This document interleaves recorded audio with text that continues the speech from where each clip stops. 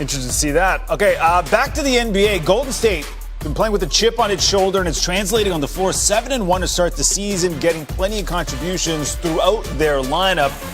Taking on the Rockets. And Steph Curry get, again, plenty of help. Curry Poole hits the three. Later in the half, game tied at 49. Gary Payton II lobbing it up for Andrew Wiggins for the put down. The original glove, liking what he sees there. As the Warriors go up 2 later in the first half, Otto Porter Jr. Little pump, hits the three. Steph on the bench loving that. The Warriors by 7. Next Warriors possession, Porter Jr. Why not? Another triple. So Poole, Wiggins, and Porter Jr. combining for 44 points in the half. The Rockets starters, 38 points in the half. The Warriors up 69-61 at the break. Early third, Rockets down 8. Jalen Green. Special. Gets up. Man, he's been fun to watch so far this year. Rockets still within 6. Later in the quarter, Warriors up. And they would build on their lead. They got that guy still, Steph. Warriors up 10. Draymond Green lobs it up. Payton putting it down. Warriors up by 12. Next possession for Golden State. Curry hitting another three. The Warriors ending the third quarter on a 20-3 run. They win 120-107. Curry 20 points. Poole 25 points, 5 assists. Come on now. You did it! Andre was taunting you to get to the foul line, and 9, you had shot 8 all season. Was that intentional or just you attacking perfectly tonight? I would like to think that I was making the same plays that I made the last couple of games, driving to the basket. Luckily, we were able to get some calls to go our way earlier on, and it kind of opened up our offense. What was the adjustment at halftime? What was said? Because obviously the fouls were kind of an issue, and they were putting a lot of pressure on your defense, and you guys were having some foul trouble issues. So what was said at halftime to kind of slow down the fouling, make sure you're not using your hands too much and just move your feet? Yeah, that's exactly what it was. We knew that we were giving up a lot of free throws. I want to say we gave up 15 free throws in the first quarter. Way too many, maybe first half, but we just had to stop fouling, make them make tough shots. We're a really good defensive team. And as soon as we did that, we were able to kind of regain the lead and kind of take it from there. All right, now we see that smile, and you're very serious in your media stuff, but I just want to know how rewarding it is when you have 31, 26, 25, all that hard work to see it pay off in these games, Jordan. This is the best you've ever played. You're just showing us something different almost every night. Yeah, it feels good, but the thing about the NBA is you got to come back and do it night after night after night after night, and that's what makes Steph so special. That's what makes Clay so special. Draymond. So it feels good. We're getting wins right now. We got a really good streak going, and anything that I can do to help our team win, I'm gonna go out there every night and try to do that. Speaking of Steph and Clay and Draymond and these Hall of Fame players, we're seeing a lot of clips of Steph either talking to Juan Toscano, talking to you, Draymond, the same thing. So how much are you soaking up as far as knowledge from those guys, and how much are you asking questions, and how much is it benefiting your game? It's huge. It's huge. You got some of the best teachers in the world, some of the best teachers in the league, and I'm going to ask as many questions as I can. This is a once-in-a-lifetime opportunity, being able to pick these guys' brain, from Andre to Draymond to Clay to Steph, and so on and so forth. There's so much basketball knowledge, so much experience, and I'm here. I'm excited. And, I guess got to ask the questions. That's the only way you get the answer. So I'm just thankful and appreciative that these guys are so willing to give me advice and really try to help me, perfect my game. We've had fun with Gary Payton, too, on this homestand. When you're subbed out and you're watching him, you're playing with him a lot, too. But the bounce this guy has at 6'3", and some of the lob finishes, just as someone who appreciates basketball, how much of a kick is the bench having watching GP2 slam a couple of these in? Yeah, man, it's absolutely amazing. We got a lot of high flyers on the team. We got Juan, Wiggs, and GP, but we joke around and say that he's a four-man. He's our four-man at 6'2", but he's just an athlete, and he's such a crucial part to our team, offensively, defensively, and being able to go see one of our guards go out there and catch a body or make a big-time play above the rim is huge, not only for our morale, but for our confidence. And it gets Chase Center going, and credit to GP, man. I was talking to Coach Mike Brown about you, and we were talking about how you look so much quicker this year.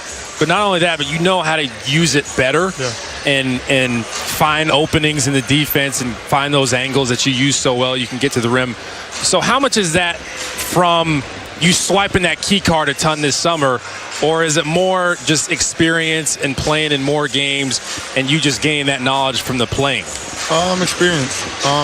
It normally comes with different coverages, or if I see something different, I got to find a way to adjust. And I think the fundamentals and the basic and the groundwork will just find a way to get my first step faster and feel good comfortably. Especially just because I have the freedom to run around on the offensive end a little bit, get my conditioning right, but just got a little bit older, a little bit faster, a little bit stronger. I think they say you don't stop growing until you're 27, so still waiting for a couple of years. Hey, Jordan, thanks for stopping. We know you have a game tomorrow night. Keep it rolling. We appreciate you taking the time. No problem. Appreciate you having me. Good work, brother. All right. That is Jordan Poole, who is really putting it together. 31 to 26 to 25. A little serious in the postgame for Jordan. He normally's got the big smile for us, but he's getting it done. We'll come back with a couple final thoughts here from Chase Center. Warriors win it 120-107.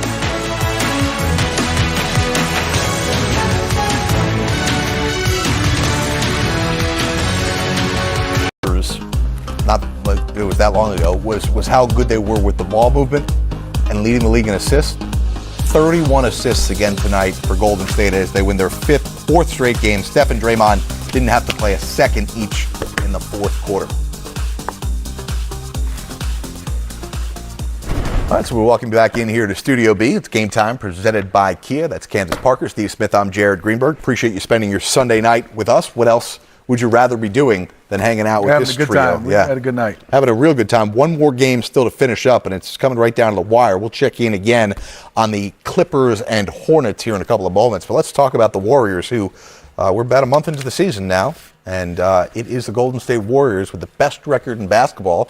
It's hard not to read into that and think that there are good things to come for a team that is still missing key parts. Well, a team that has set the bar at the way basketball is played now. If you think about their championship run, you think about Steph Curry, people weren't taking those shots before Steph Curry made it possible to win games and take those type of shots. And now you just have the Stephettes coming in and knowing the offense. Obviously, Jordan Poole knew what he was capable of, but to see his growth and to see him get in the gym and to have one of the best shooters in the history of the game be your mentor, your vet. I mean, really it's just about putting in the work. It seems like every person that Steph handshakes and high fives is now coming down and knocking down threes. What's scary for me is just I'm looking at what they're missing. Andre Iguodala, Klay Thompson, and Wiseman. That is three guys, veteran, and then two veterans guys can shoot it, also play D, and then some size with James Wiseman to go along with the way they're playing right now. It is scary because defensively they even get better with those three guys and offensively. Just a note on Iguodala, sore hip. Remember, he fell on it last week, and the Warriors play a back-to-back. So, again, we're not sure yet if the Warriors are just being ultra cautious, and he could be available tomorrow night against the Hawks. But, again, you think about those dominant years the Warriors run. How many times did Steph put up 20, 25, 30, 35 points in 3 quarters of play, which kept him fresh for the next game? Warriors play a back-to-back against the Hawks team who are going to come in hungry, and Steph and Draymond are going to be fresh.